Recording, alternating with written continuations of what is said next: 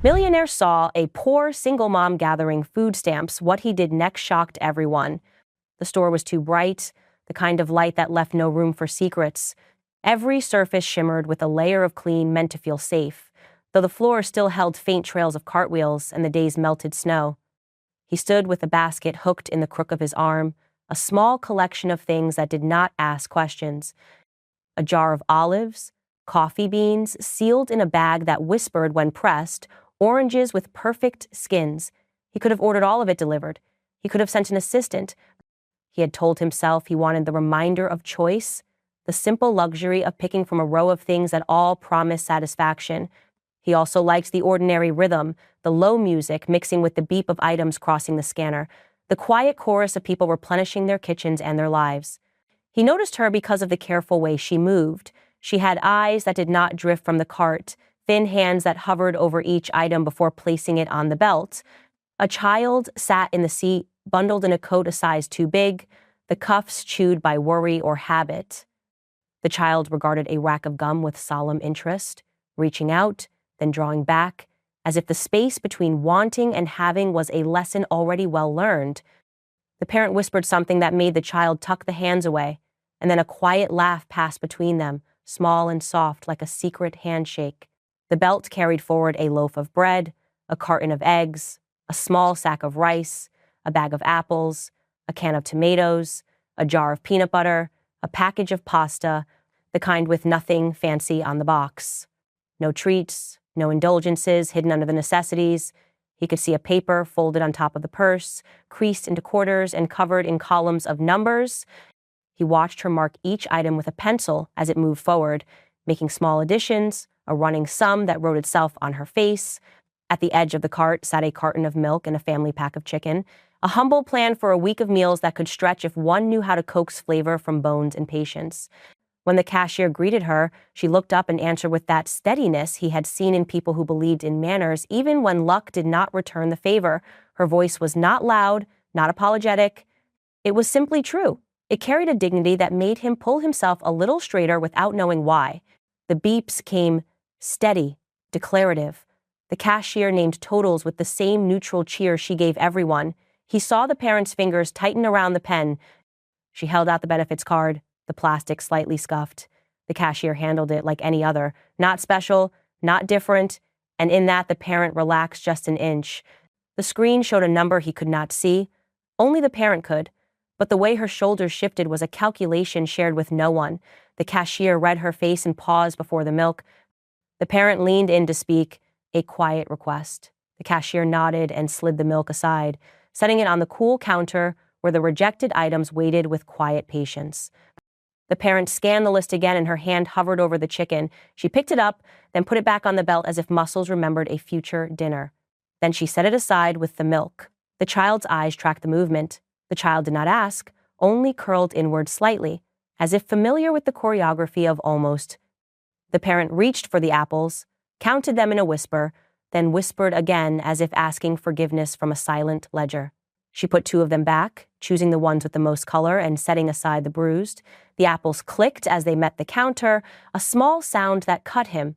He could have looked away. He had looked away before, from different things. The human gift of selective blindness had served him well in boardrooms and at the edges of contracts, yet now something held him. He tried to name it and failed. Maybe it was the pencil, how the lead had been worn down to a nub, sharpened with a pocket knife or kitchen blade. Maybe it was the way the child's boot heel tapped a slow rhythm against the cart, not impatient, just present. Maybe it was the way the parent kept her chin lifted, a line of quiet resistance against the way the world sometimes tried to fold people in half. He noticed his own reflection in the small monitor, pale and strange under the white lights. The watch at his wrist flashed for a second, a little sunburst of wealth he kept forgetting he wore. It looked wrong here, like jewelry at a hospital. He shifted the sleeve down, then felt foolish for the gesture, as if hiding the shine could hide the life behind it. In the basket, his oranges had the bright color of stories he had read as a child, places where fruit fell from trees without price. He thought of a kitchen from long ago, cluttered and warm, a grandmother who cut bread so thin you could almost see through it, and called that thrift a skill. He had watched hands that knew how to make a small thing feel larger. He'd also watched a face that refused gifts because pride mattered as much as hunger. He knew gifts could land like stones if given wrong, if they arrived with a noise that made the receiver feel like a scene. The cashier named a total. The parent ran the card. A pause, a beep, a line of text, a question. The cashier glanced up, brows tilted with concern. The parent smiled in a way meant to reassure someone else. Then she reached for the pasta and gently set it aside, a fraction shaved from a budget already made of fractions. The child squeezed the metal frame of the seat, knuckles pale, and then looked away at a display of cereal that showed a cartoon animal offering a prize no one needed. He felt his mouth go dry. He thought of walking away, pretending to examine a rack of batteries or sink plungers, letting the moment belong to those who were actually inside it. He imagined the parent feeling eyes on her, feeling the weight of pity that pressed as hard as any debt. He took a breath and wondered what kindness meant in a place where pride and need held hands. There were a dozen ways to make it worse. A flourish of a card and a declaration that would turn a private negotiation into a spectacle, a note of generosity that reeked of a spotlight. He rejected all of those silently, one by one, as if they were items at the edge of the belt. He considered whispering to the cashier, handing over his card under the cover of small talk, letting the numbers rearrange themselves quietly. He considered saying he had grabbed a buy one, get one coupon he could not use, and would she mind if it helped. He considered buying a gift card and asking the cashier to find a way to pass it on later, a kindness routed through a conduit and left nameless. His heart picked up, ridiculous for a man who had stood before rooms filled with strangers and spoken numbers that made news. He stepped closer, then paused, and in that pause he felt the whole store become aware, or maybe it was just his own attention sharpening until everything rang clear as glass. The beat paused. The lights hummed. The child's shoe tapped. The parent held the pencil like a promise and looked at the remaining items in the cart. He stood at the edge of the line where the colored tile met the polished concrete, and he knew the choice was a hinge he would carry with him. Walk out with his olives and oranges, let the world continue its quiet arithmetic, or find a way to step in without taking anything away, to put something back where loss had been piling up. He shifted his basket to his other arm and opened his mouth. The line at the register had the slow, uneasy rhythm of a late afternoon crowd. A child sat in the grocery cart, legs swinging, tracing spirals on the plastic seat with a wet finger, while a woman stacked bread, milk, rice, and a few careful treats on the belt. Each item seemed measured against something invisible. Her eyes flicked from the screen to the cart and back again. The cashier's smile tried to be polite and steady, but the pause that arrived after the last beep made everything go quiet. The screen showed a balance that did not melt away when the woman swiped her benefits card. The man in the next spot set his basket down and looked at the child, at the fruit juice and cereal that had been set aside once the card stopped covering the total. The woman straightened her shoulders, as if bracing against a wind only she could feel. She reached for the items that did not make the cut and handed them back with a small, apologetic gesture to the cashier. The child watched the brightly colored boxes slide away and folded into silence. He leaned in toward the cashier and spoke softly. He asked her to put the remaining balance on his card, to scan a store gift card as well and tuck it into the bag without a word about where it came from. He kept his voice low, his eyes level. Please, no announcement, no scene. He slid his card across the scanner and the cashier's eyebrows rose. She glanced at him, at the woman, then back again. He met her eyes and asked, kind but firm, that this be kept anonymous. He said it was a favor to a stranger, nothing more. The cashier moved quickly, hand steady, face neutral. The screen blinked, the total cleared. The bagger lifted the bright boxes again and settled them in with the rice and milk. The woman looked confused, then a little dizzy with relief. The cashier spoke in an even tone about a store promotion that sometimes surprised customers. The woman swallowed, blinked, nodded. She gathered her bags with care, as if they might vanish if grasped too quickly. The child wrapped small fingers around a loaf of bread as though it were a trophy. He stepped aside and let them pass. He did not want gratitude aimed at a person. He wanted oxygen given back to a room that had briefly gone thin. He finished paying for his own modest basket and followed at a distance to the sliding doors that opened with a sigh. The air outside smelled faintly of rain. The lot was scattered with puddles that reflected ragged clouds. She was transferring bags to an old stroller, the kind that had carted more miles than anyone intended. A wheel squeaked as it turned. The child reached for a raindrop and laughed. He approached with a gentle smile, palms open, a stance that said he was not in a hurry and not here to take anything.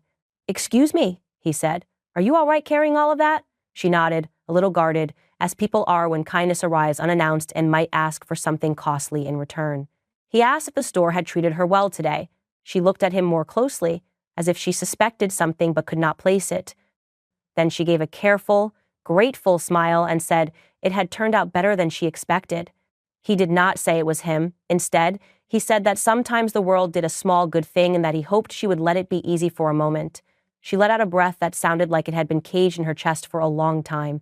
The child was tracing raindrops down the clear plastic of the stroller cover, making rivers with a fingertip. He kept his questions light. How was she managing with everything, if she did not mind his asking?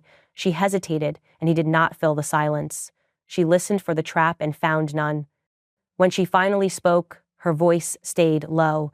She said the hardest parts were never the same all at once. One week it was the neighbor who could not watch the child because of a shift change, and the daycare list was as long as a winter night. Another week it was her employer moving her from morning to closing and back again without warning, which made planning feel like trying to catch fog.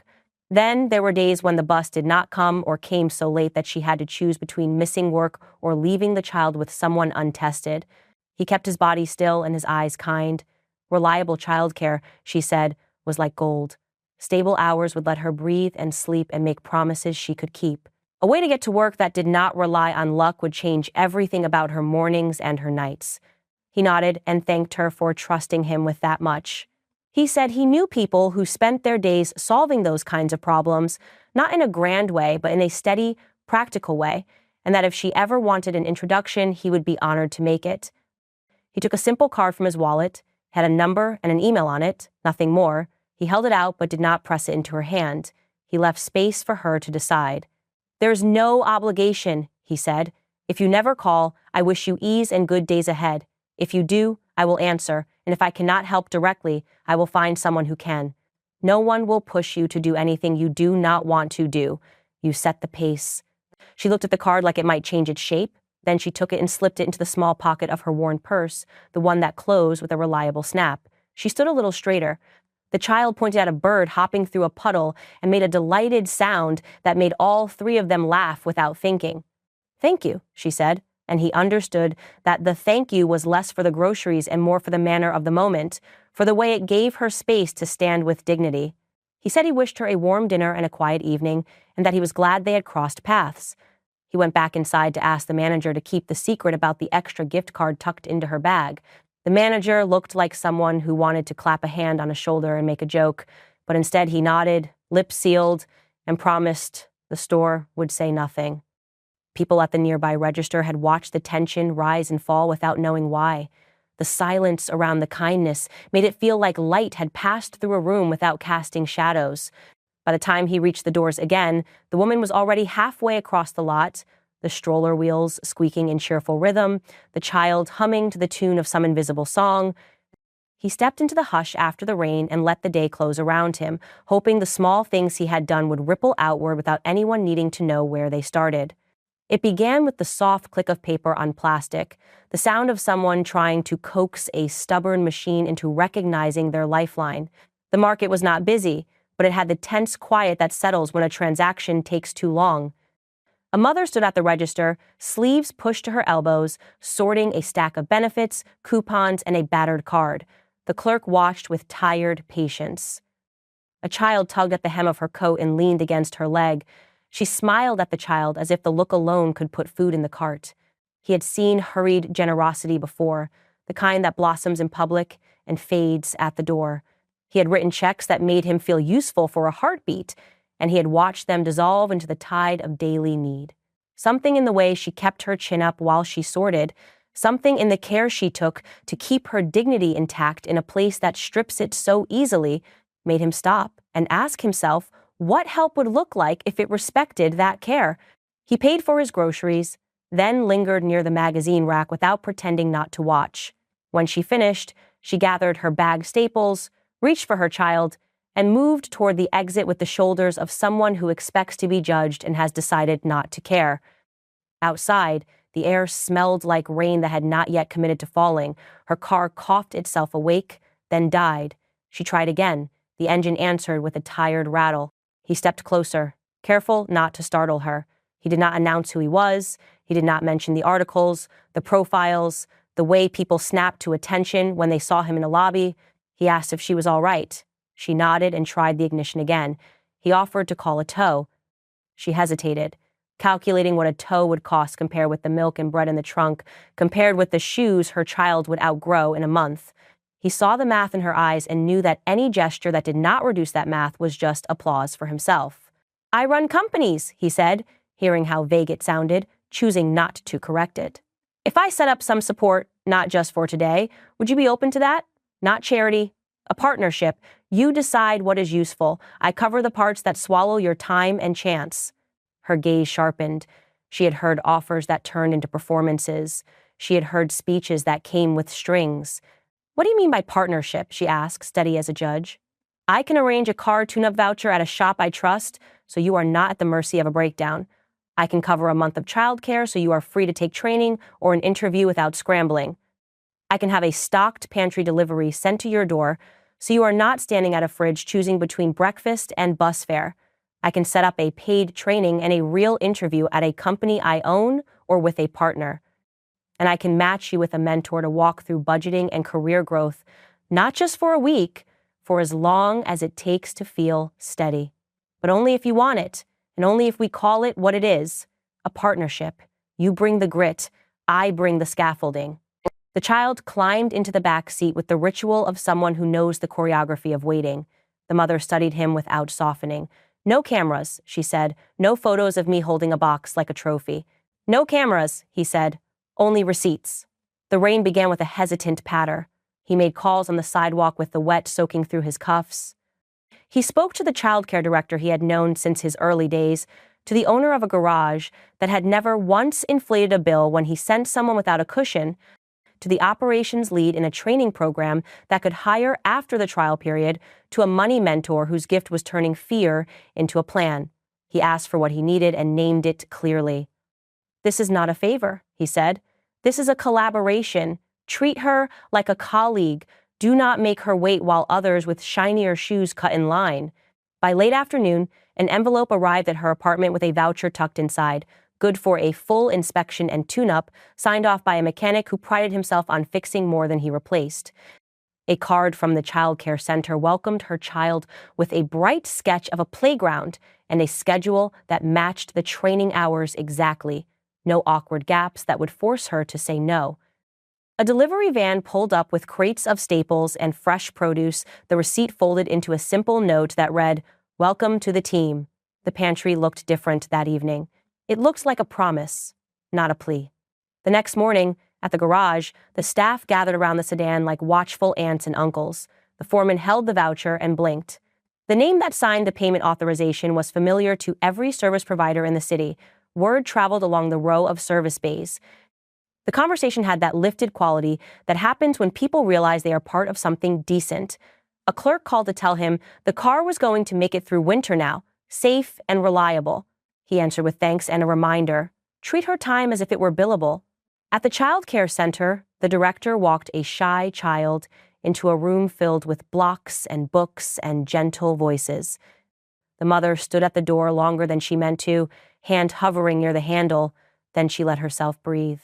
The director did not mention the sponsorship after the introduction. There were no labels on the cubby, only a name card that matched the others. At the training floor, he arrived early and blended into the back row.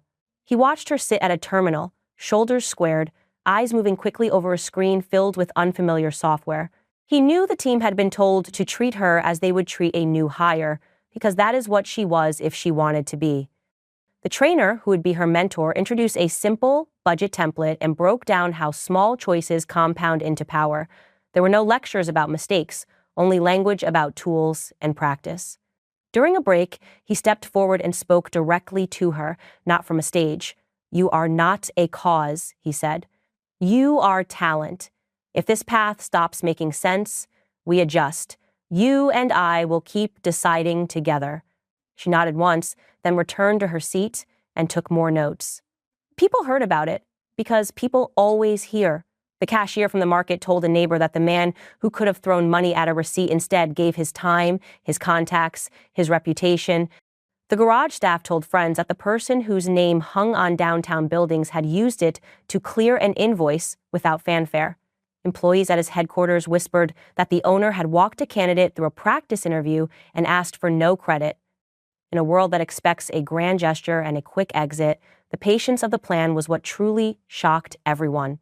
Weeks later, he watched her pull into the lot in a car that no longer coughed.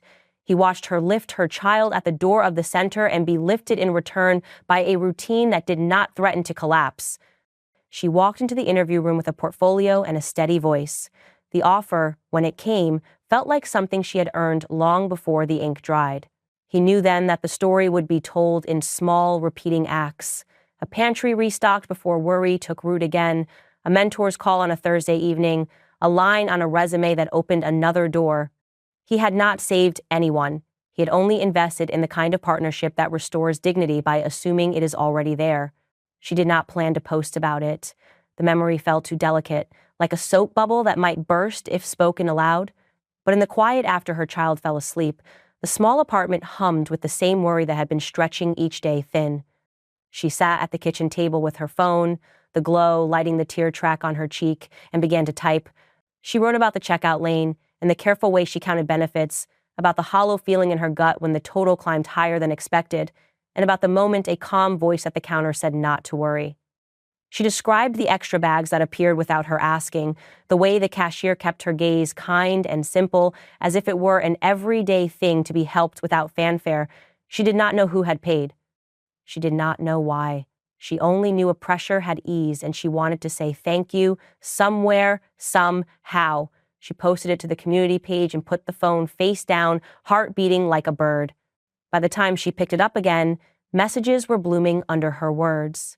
Stranger after stranger wrote to say they had seen her last week, or they had been there themselves in other lines on other afternoons, or they just wanted her to know she was not alone.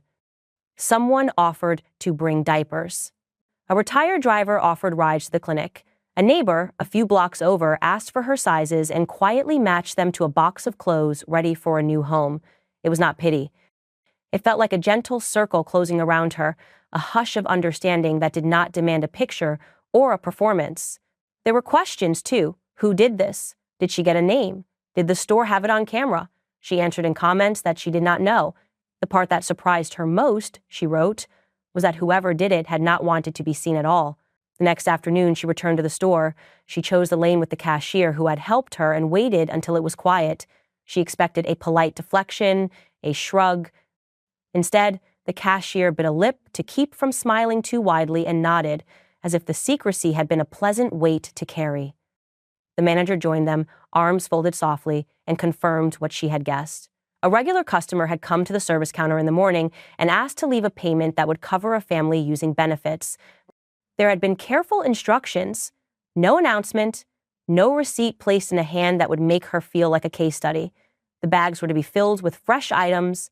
If anyone asked who to thank, the answer would be no one in particular.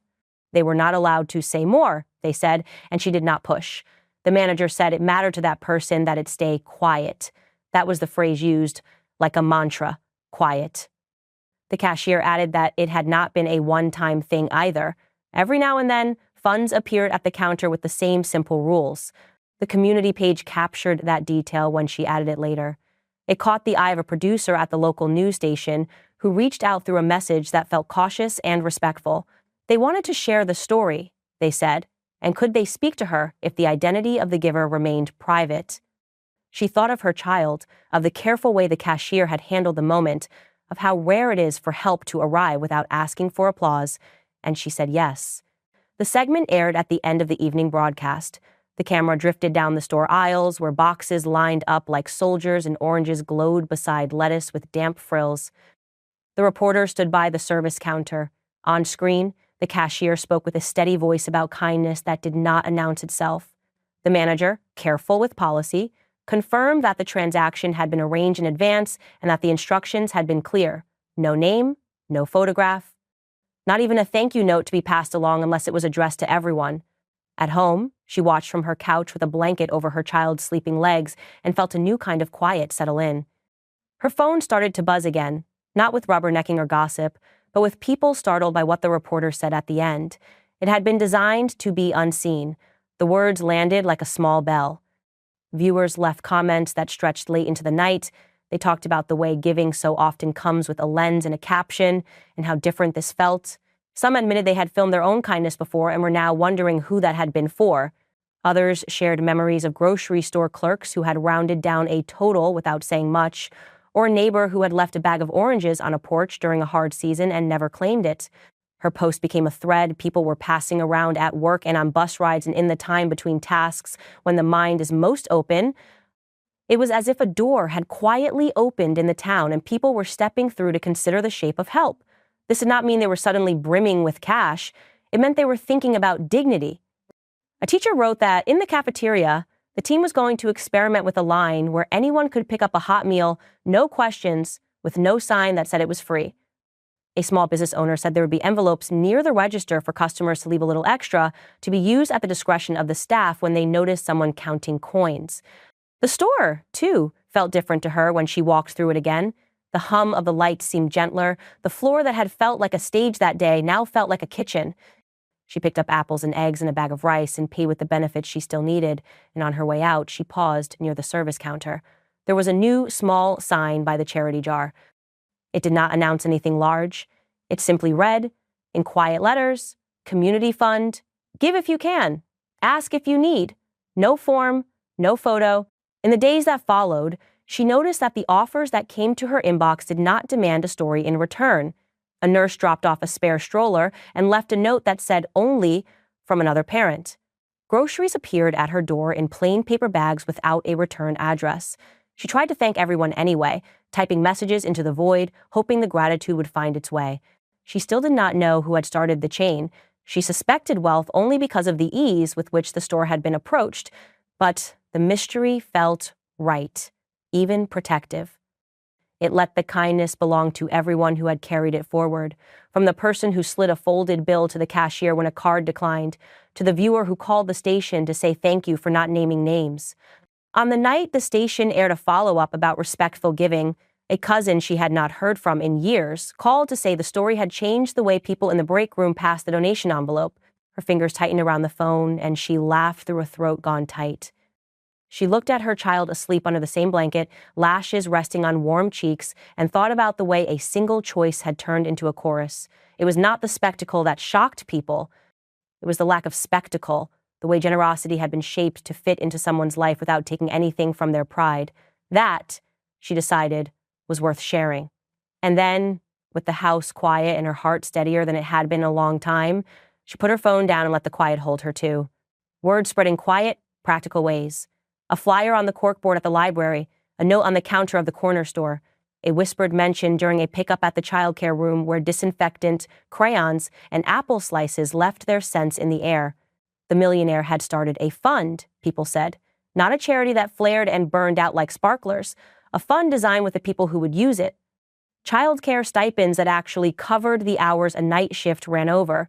Transportation help that was not just a card for a ride, but an arrangement for when a bus line stalled and the clock kept moving. Training seats reserved in programs that led somewhere solid, with partners ready to hire. He had spent long afternoons in a circle of plastic chairs, not at a head table.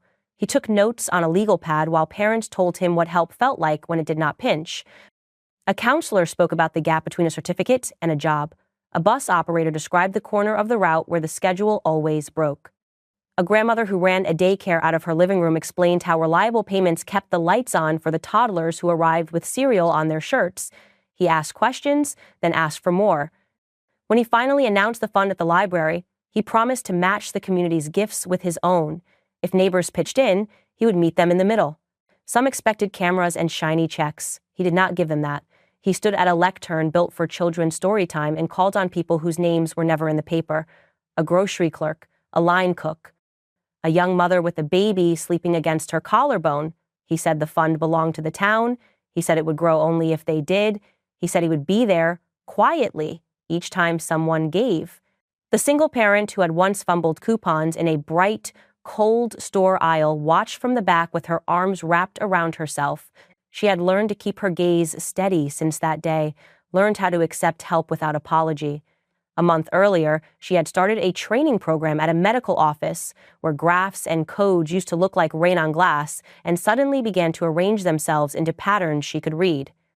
The fund covered a seat in that class, along with childcare that opened before dawn. A volunteer walked with her to the bus the first week, then she walked on her own. A caseworker showed her the map of employers who partnered with the program, then coached her through an interview where her hands trembled less than her voice. There was a day when she sat in a break room with a mug of tea that belonged to her, not a shared cup with someone else's lipstick stain. A supervisor described the position as steady, with hours that stayed the same. She did not cry until she was in the bathroom, where the tile turned her voice into a small echo. The old apartment had a leak that whispered through the night. It was replaced by a place with a window that caught morning, a front door that closed without sticking, and a closet for the winter coats she picked up at a church drive. The landlord answered the phone when the sink groaned. From the bedroom, she could see her child's sneakers lined up for school, clean, not too tight. A bulletin board hung by the kitchen table held permission slips and a drawing of a rocket ship blasting into a crayon sky. She did not forget the center or the morning when a stranger's hand steadied her cart. She began showing up on her days off, at first to say thank you, then to set out plastic cups and napkins at training sessions, then to sit with other parents and pass along the tiny workarounds that only someone who had done it could know. How to talk to a supervisor about a shift that needed to change. How to fill out an application without getting lost in the boxes. How to pack snacks that kept a child from melting on the bus ride home. She knew the shame that made shoulders round. She told stories until the shoulders uncurled. The center changed shape under the new fund. There were evening classes where someone read to the children in a corner while their parents learned to code spreadsheets or troubleshoot kitchen equipment. There were gas cards handed out with a handshake and a schedule.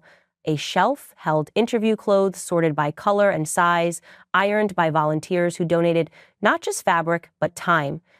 A mechanic down the street arranged reduced rates for repairs, and when a minivan with a car seat arrived making a choking sound, someone made a call, and it was fixed within a day. When the fund needed more, the community answered, a cafe put a jar on the counter with a handwritten sign. The librarian rounded up late fees and suggested patrons round up too, if they could.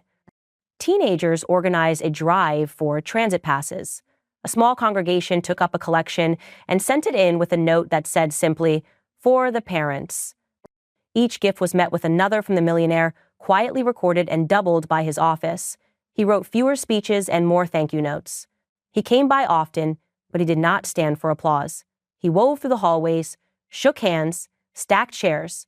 He watched the single parent he once met by chance introduce herself to a cluster of new faces at a long table, her voice carried gently. She turned paperwork into something almost friendly. A line formed, but it pulsed with a different energy than any line at a county office, more like a gathering before a game. A child darted between knees with a toy truck. Coffee steamed, the sun went down, the fluorescent lights buzzed, and nobody looked at the clock with dread. One evening, he found her outside after a workshop, leaning on the railing with her sweater pulled tight. They talked about the weather, about the way the city smelled after rain. She told him about a young father she had been helping, about how he had shown up 3 times without speaking more than a sentence, then returned a 4th time with a list of questions he had written on a receipt. She said that list felt like a small miracle. He listened, took in her pride, and felt a shift inside that was both humble and fierce. In the months that followed, more parents found steady hours, and fewer children waited in back seats outside late-night shifts. A bakery posted a flyer promising flexible schedules for caregivers. A bus line added a stop near the training center. The ripple spread in ways that were hard to count but easy to feel. There were fewer apologies at the start of conversations. There were more plans written on scrap paper and tucked into wallets. On a morning heavy with summer, the single parent unlocked the door to the center a little early. She had become a volunteer mentor in name as well as deed, with a badge on a lanyard and a key that clicked against it. She lined up folders on a table and smiled at the thought of who would sit there. She had learned to hold her head high, to redirect questions that made no sense, to insist on dignity when bureaucratic words tried to shrink it. She had found a voice strong enough to lift others. Later, The millionaire sat on the top step outside, watching the streetlight turn off as the sky gathered color. He remembered a stark, fluorescent aisle and a trembling hand, a cart with a wobbling wheel, a moment when he had decided to reach out. The world had shifted not because of the money alone and not because of a single grand gesture, but because help had met opportunity with real listening, because respect had been the ground for everything that followed. Small moments can look like nothing until they expand. A steady job, a safer apartment, a seat at a table with a pen and a plan. The changes had started with a glance in a grocery line and had moved through a town like a current, quiet and strong. People stepped into it, added their strength, and together they made something that lasted.